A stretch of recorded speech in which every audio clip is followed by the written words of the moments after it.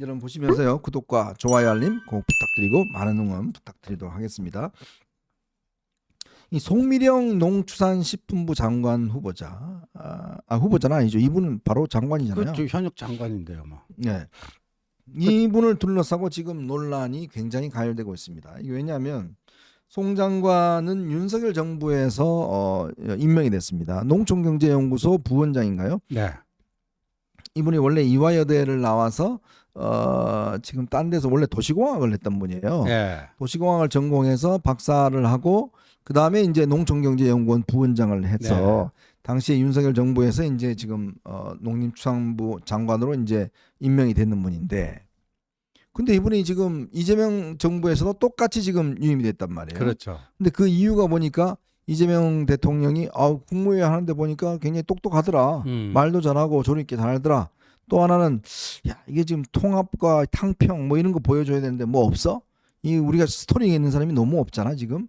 딱 이 장관들 보면 장관들 중에서 이게 좀 이 스토리가 있는 사람이 없잖아. 그럼 어떻게 하면 좋겠어? 그런데 그 송미령을 갖다가 시키면 사상 처음이니까. 옛날에 김관진 장관은 이명박 정부에서 박근혜 정부. 그때 또 박근혜 정부 원래 초기에 한 분 계셨어요, 지명자가. 네. 근데 이분이 낙마하는 바람에 어쩔 수 없이 이제 한 거거든요. 근데 문제는 정권이 전혀 다른데 바뀐 분은 이 양반이 처음입니다. 그렇죠. 근데 이 양반 양구법 가지고 그때 거부권 행사 대통령한테 요청했던 분 아니에요? 그렇죠. 근데 진짜 국민 통합을 위해서라면 꼭 저렇게 해야 되나요? 권오을 본부장관 그 내정한 거, 네. 그것도 뭐 국민 통합이라고 볼 수가 있잖아요. 보수 정당에서 국회의원 3번 한 분인데 뭔가 우리가 모르는 스토리가 일단 있다라고 봐요. 네. 네, 송미령 장관 관련해서는요, 정말 국민 통합이 계속해서 유임한 그 진짜 사유일까? 전 별로 그렇게 생각이 안 돼요. 네, 뭔가 있을 거예요. 네. 근데 이분이 이제 지난번에 그 양곡 사법, 그러니까 이 농민 사법 이게 이제 그때 했었는데 양곡관리법 중심으로 해서 한 거 아니겠습니까? 네. 여러분 아마 저희도 몇 번 말씀드렸는데 양곡관리법 같은 경우는 농민들께서 이제 추가 생산한 벼를 그 추가 생산한 부분을 정부가 전량 다 수매를 해줍니다. 그렇죠. 그죠? 하는데 이게 1년에 한 1조 5천억 정도 들어요. 네. 문제는 보관 비용이 어마어마하게 나갑니다. 그럼요. 근데 이게 이해관계가 있는 게 뭐냐면 호남 지역에 네. 이 쌀 보관 창고가 많아요. 네. 그래서 실제로 호남 의원들이 이걸 엄청나게 밀었거든요. 그렇죠. 엄청난 이권이에요. 네, 완전 이권이에요. 그러니까 호남 지역에 있는 이 창고 하시는 분들, 그러니까 이런 분들이 이제 돈을 엄청 버는 거예요. 그렇죠. 이걸 하게 되면. 자, 그리고 지금 이 많은 분들이 쌀 그렇게 많이 먹질 않습니다. 우리 농사가 점점 고령화되다 보니까 이제 쌀 농사만 지어요. 근데 쌀 농사를 요즘 같이 뭐 한 매 심고 있는 게 아닙니다. 그러니까 기계가 그냥 쫙 뿌려버리잖아요. 기계가 되다 보니까 너무 쉬운 거예요. 그렇죠. 근데 보상까지 해준다?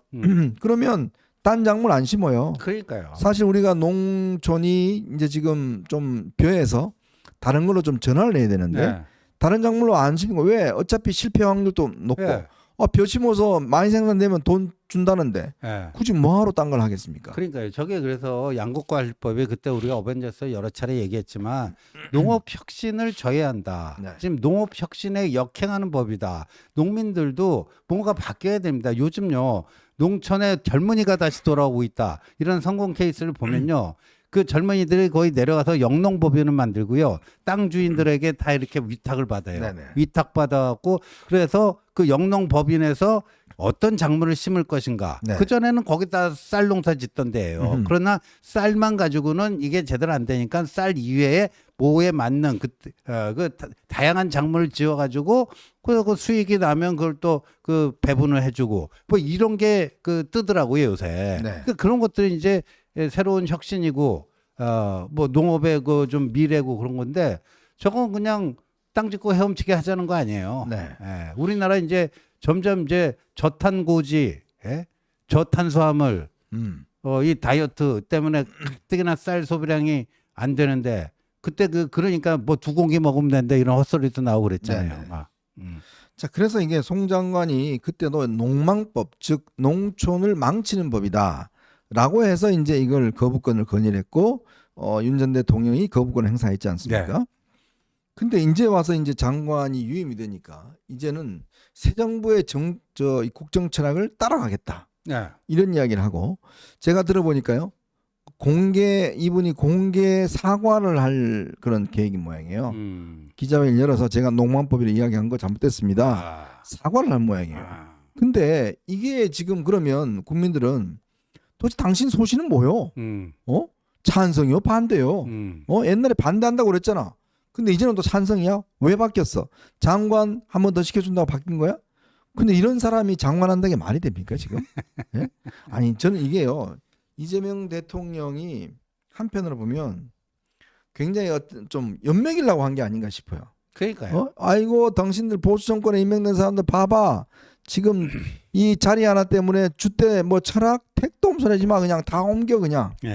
금방 바꿔. 봐봐 지금 옛날에 본인 입으로 농망법 이야기하다가 이제 와서는 국정 철학을 따르겠다 이야기를 하잖아요.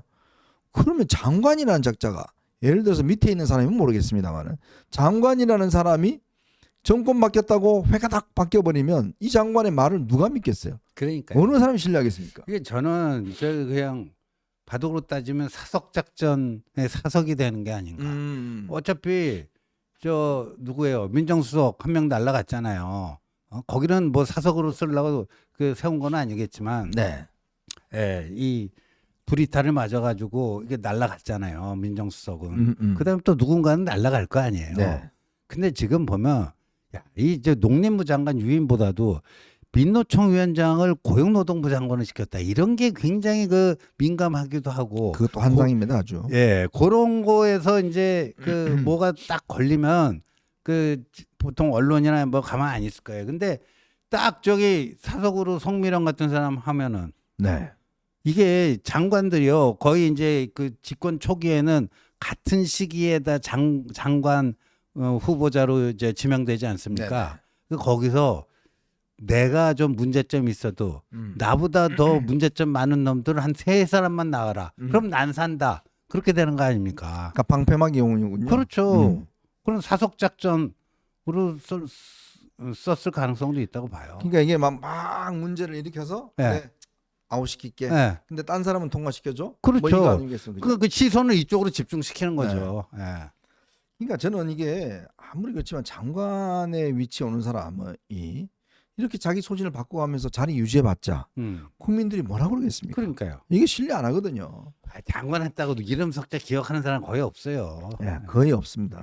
그럼에도 불구하고 어쨌건 이거는 제가 볼 때는 진짜 이 뭐라고요? 그래도 공부도 좀 하고 했던 분인데 이렇게 소신 없이 행동을 할까라는 생각이 들어요.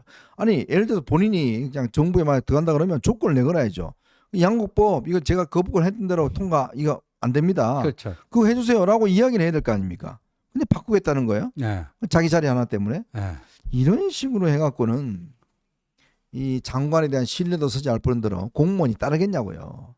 저는 지금도 늦지 않았습니다. 송 장관이 빨리 자리를 정리하셔야 될 것 같아요. 이거는 양쪽에서 다 지금 비판론이 나오잖아요. 지금 뭐 이쪽 민주당도 마찬가지지만 국민의힘도 마찬가지고 국민의힘 입장에서는 더 하죠 지금.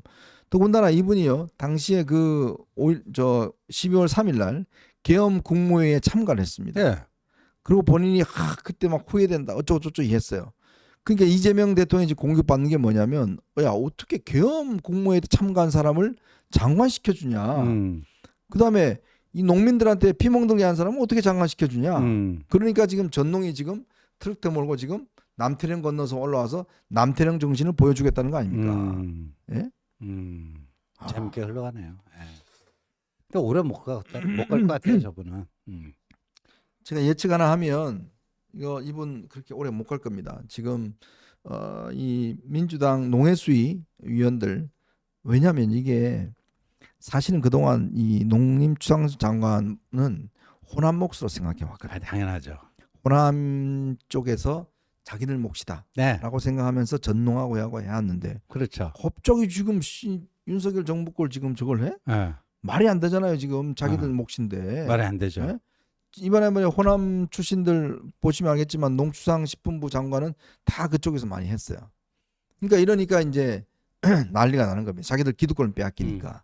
그래서 지금 호남에서 지금 뭐 터지기 일보 직전이래요. 예.